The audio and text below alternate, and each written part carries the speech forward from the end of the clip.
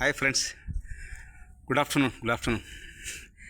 இன்றைய வாழ்வியல் கலைகளை பார்த்திங்கன்னா ஒரு சிறப்பான மெசேஜ் பார்ப்போம். நம்ம அடிக்கடி கேட்ட சினிமா பாட்டில் தான் ஆரம்பித்தா நமக்கு சரியாக ஈஸியாக புரிஞ்சிக்க முடியும். சிந்தித்து பார்த்து செய்கையே மாற்று, தவறு சிறுசா இருக்கையில் திருத்திக்கோ, அப்படின்றாங்க. சிந்தித்து பார்த்து செய்கையை மாற்று. ஸோ நம்ம செய்கிற தவறுகள் செயல்கள் நமக்கே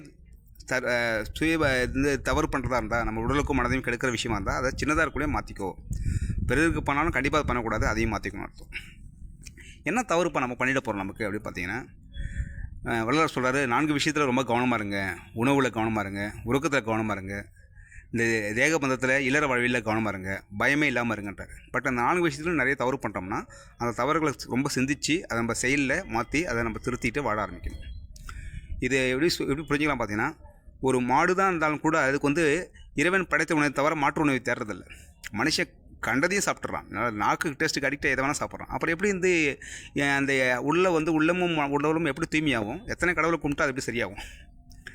ஸோ மாடுதான் ஆனாலும் ஒருபோக்குண்டு மனிதனுக்கோ அவ்வளவோ தெரியாதப்பா, நாடுமெத்த நகரம் என்பார் சுகம் என்பார், நல்வினையோ தீவினையோ எண்ண மாட்டார்ன்றார். நல்ல விஷயம் கெட்ட விஷயம் நினச்சி கூட பார்க்க மாட்டாங்க. மாடுதான்னாலும் அதுக்கு ஒரு வழி இருக்குது, மனுஷனுக்கு கூட தெரியாத போயிடுதுன்றாங்க. அப்போ நல்லது வேணும்னா சிந்தித்து பார்த்து செய்கையை மாற்று, தவறு சிறுசாக இருக்கில் திருத்தி கொண்டது தான். இப்போ ஐயா சொன்ன மாதிரி இந்த 4 விஷயத்தில் ரொம்ப கவனமாக இருந்து நம்மளை ஒரு குழந்தையை பார்க்குற மாதிரி நம்மளை ஒரு அன்பும் கருணையோடு நம்ம பார்த்து நம்மளை நல்வழிப்படுத்தி நல்ல ஒரு பழக்க வழக்கங்களில் வாழ்ந்தால் மட்டும்தான் நம்ம நல்ல ஒரு ஆரோக்கியமும் ஆனந்தமும் கிடைக்கின்றதான் பொருள். நன்றி நண்பர்களே. Thank you very much.